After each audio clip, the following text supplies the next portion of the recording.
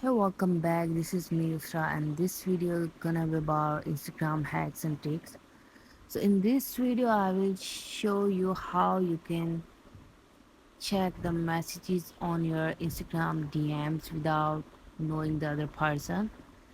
So the process is pretty quick and easy. So let's jump in it. First, you have to open your Instagram app, go into the DMs,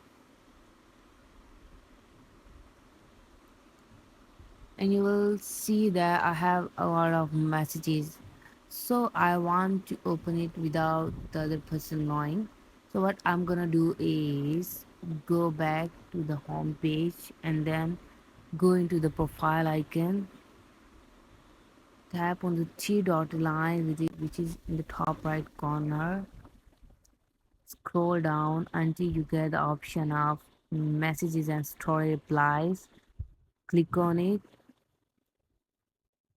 You will see the option which is show read recipients. Click on it and then you simply turn off. In this way, you will check the messages without the person knowing.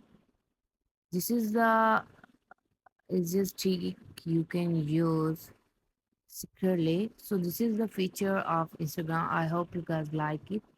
Do like, share, and subscribe the channel. Thank you very much.